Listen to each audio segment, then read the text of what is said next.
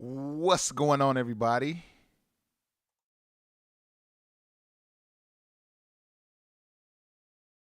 What's going on, everybody? This is Marcus from Black Married Debt Free, and we would like to welcome you to another episode of the Quick Cast powered by Black Married Debt Free.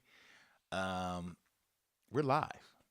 We're live on YouTube, and also this will be posted to our podcast platform. If you haven't already, subscribe to our podcast, Black Married Debt Free, available everywhere you get your podcasts. And if you already are, a listener, do us a huge favor and leave us a 5-star review.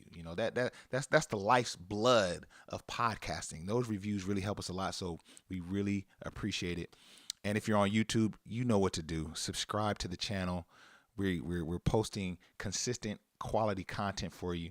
So please follow us and subscribe to us here on YouTube. We got to talk about it. Okay? Timing is everything.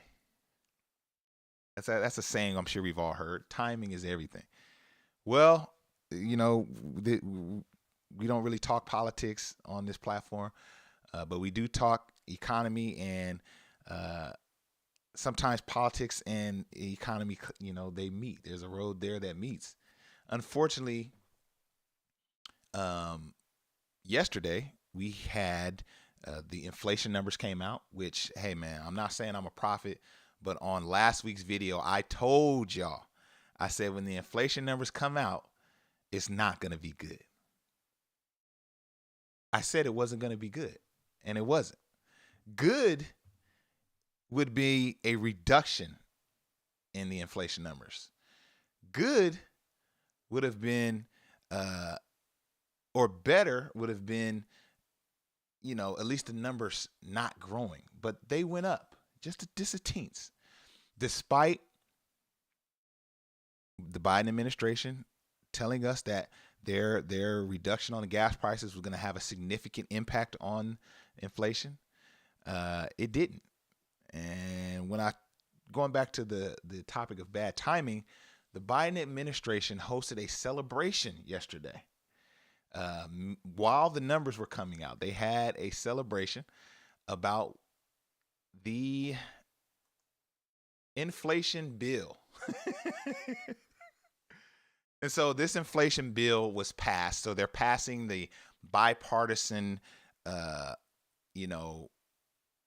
celebrating the bipartisan passing of this bill, right? So that's cause for celebration, right? The people on one side and people on the Bloods and the Crips were able to come together for a common goal. That's reason enough to celebrate, right? But my thing is this: instead of celebrating the mere fact that you were able to agree on something, shouldn't you be celebrating on the impact of the bill, right? Should we be excited when the products and the services built within the bill actually start to work and you actually see signs of progress, right? Shouldn't that be the time when we're celebrating and music is being played and we have to cook out? Well, unfortunately, they didn't do that. They celebrated just the bill, right? Just the fact that they had this bill passed. And unfortunately, this party took place simultaneously to the inflation numbers for last month being released. And the inflation number showed that not only had it not gone down, it had went up slightly, which is just not good. It's just not good. First of all, the inflation numbers standalone going up is not good. It's not positive. We're seeing the numbers grow, man, at the grocery store. I'm telling y'all, like these grocery stores, a Target run was already expensive, but a Target run now, man, you're not setting foot in Target for under $100. Period. Gas. I don't know about y'all, but whatever they said they did with the gas, I'm not feeling the results. Because when I let that pump go and I go wait in my car, after I hear that click and I come back out to the pump and see where we at number wise, that numbers look as bad as it did 2-3 months ago. But that's just me. You know what I'm saying? Maybe that's not where you guys are. So on the surface, inflation rising is just not good. But it's an even worse look to be celebrating an inflation bill that has, like I said, services and products and money pumped in to combat inflation simultaneously to your numbers coming out and inflation rising. Well, that's not all. That's not the only bad thing.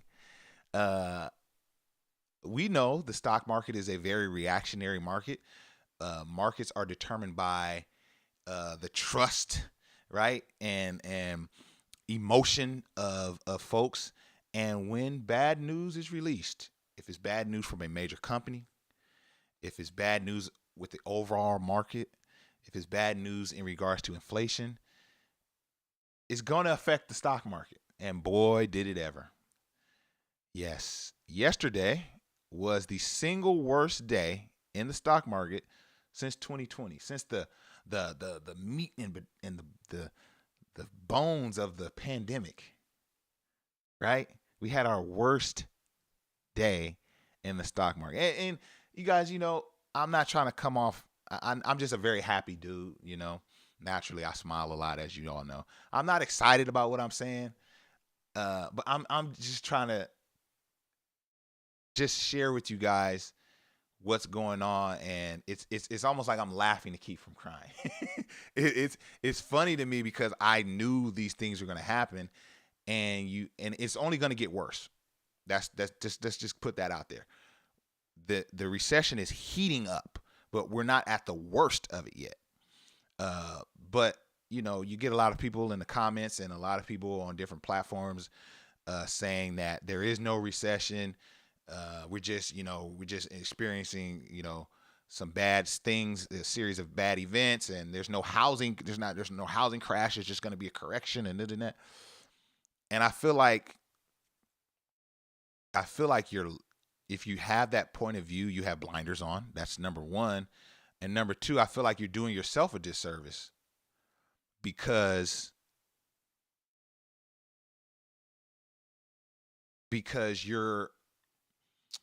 there's going to be opportunity after or post a recession, right? I said this last week. If you think about the FIRE movement, financially independent, retire early, that movement was the growth of that movement really took form post the 08, 09 recession into current. I was talking to my brother yesterday, and just kind of went through the timeline, and from like 2010 to 2020, that was 10 years of positive growth in the market, like incredible growth in the stock market. And if you were not focused during that time, or not in a position to invest heavily at that time, you weren't able to take advantage of that. Well, that whole time people were saying, hey, we're past due for a correction. Well, the correction is here.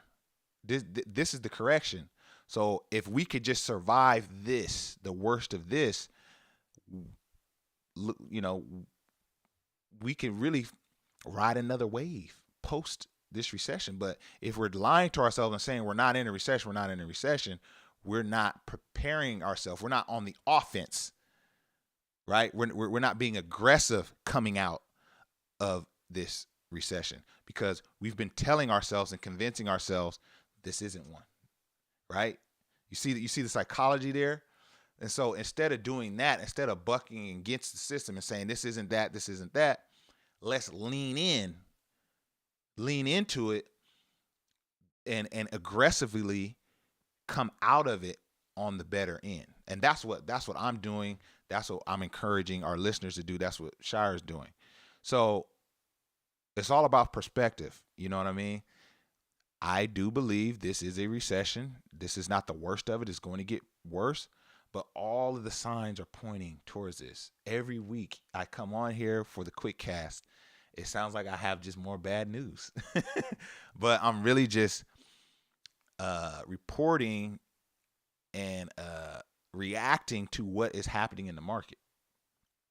So what does that mean for us? Okay, we had the single worst day in the stock market since 2020. Inflation is up.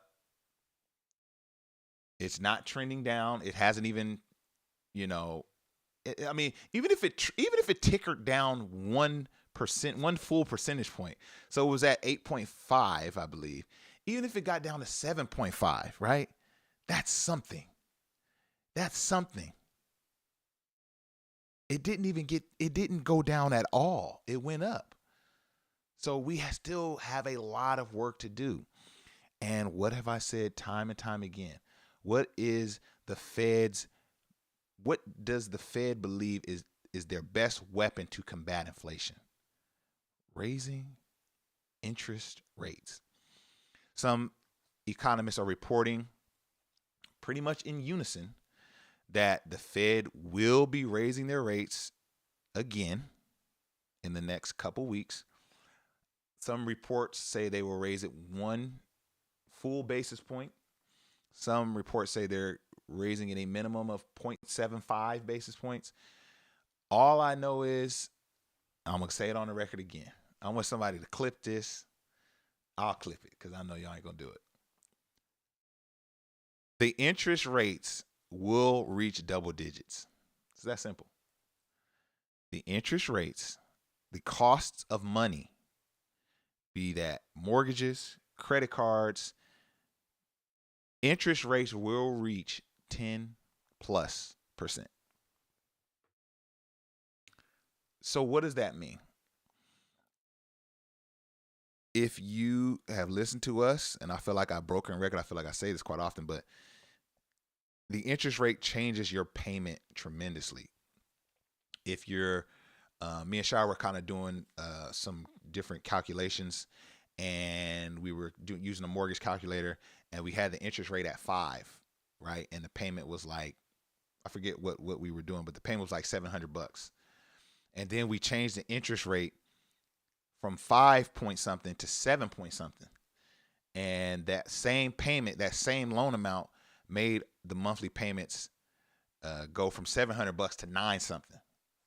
So that's just a little snapshot of what the interest rate hikes do to your monthly premiums. These things are going to go up, y'all. So we're going to see that is going to trigger a full recession, right?